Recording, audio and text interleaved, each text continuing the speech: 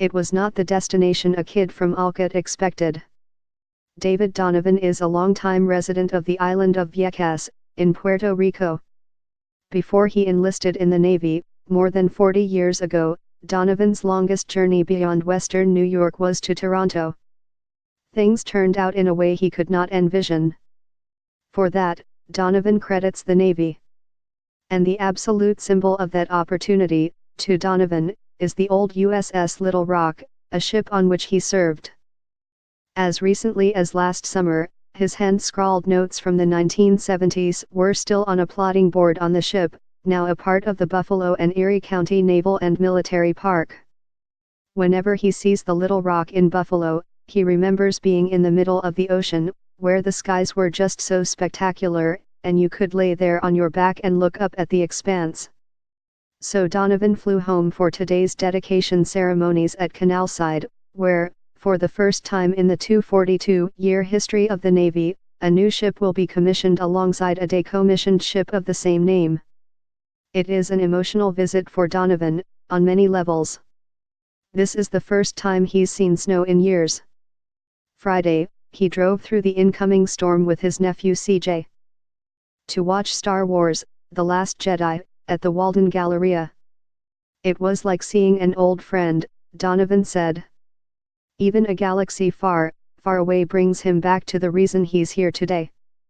He saw the original Star Wars in Paris, as a member of the Navy, with a group of close friends.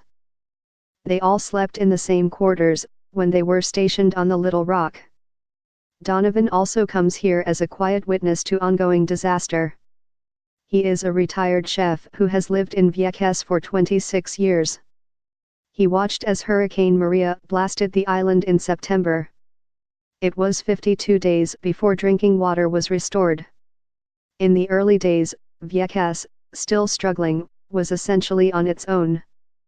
3 months later, there is still no consistent source of power. The people who can do it use generators, which is complicated by a shortage of gasoline. Lines of dozens upon dozens of cars are commonplace at service stations.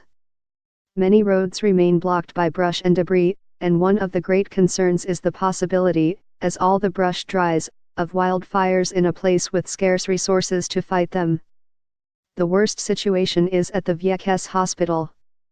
Because of a problem with mold inside the building, patients are treated at what amount to MASH tents outside the building, Donovan said. There are significant challenges delivering what ought to be standard treatment, like dialysis. While Vieques is always on his mind, Donovan, 60, is glad for the respite in western New York, glad to see his relatives again. I needed a break, he said. David Donovan makes his crab cakes, in Vieques.